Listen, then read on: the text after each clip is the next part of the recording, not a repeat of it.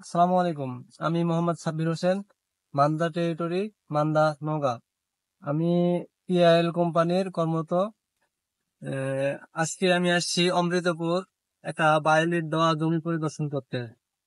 এখন বড় ভাই, আপনার নামটা একটু বলেন। আমার নাম মোহাম্মদ শাহিনুল ইসলাম, গ্রাম অমৃতপুর, তানোর, রাজশাহী। রাজশাহী। এখন আপনি এই আমাদের পিআইএল কোম্পানির বায়োলিট ব্যবহার করছেন, অবশ্যই করছি। কখন ব্যবহার করছেন এটা?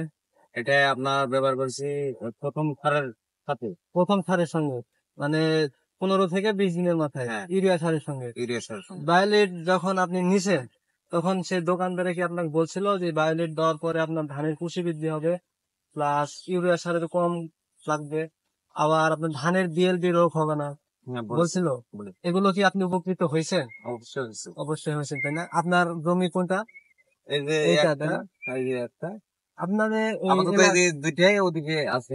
আপনাদের এই এলাকায়, তানোরের এলাকায় অনেক জায়গায় দেখছি যে হচ্ছে আলু আলু উঠায় নেওয়ার পর আলুর ওই আলুর জমিতে আপনার হচ্ছে ধান রোপণের পর পর কিন্তু আলুর গাছ, ওই আলুর জমিতে ধান লাগালে হচ্ছে ধানের গাছটা কিন্তু মারা যায়। আপনার বায়োলেট ব্যবহারকৃত জমিতে কি এরকম কোনো জায়গায় হয়েছে? কিছু কিছু জায়গায় লাল হয়ে বোঝা যাচ্ছিল, সেগুলো আর নাই। এখন তো দেখতে পাচ্ছি সব সতেজই হয়ে গেছে। সব সতেজ হয়ে গেছে, তাই না? এতে কি আপনি এগুলো আর উপকৃত? মরা নাই। এগুলো কি আপনি তাহলে উপকৃত হয়েছেন? অবশ্যই উপকৃত। আপনি যদি এখন কেউ আসে যদি বলে যে হচ্ছে মানে মানে কি দেওয়ার জন্য হচ্ছে এটা হচ্ছে কাজ কার্যকারী হচ্ছে, তাহলে আপনি সেই কৃষককে কি সমাধান দিতে পারবেন যে বায়োলিট দেওয়ার ফলে আমরা উপকৃত উপকৃত হই?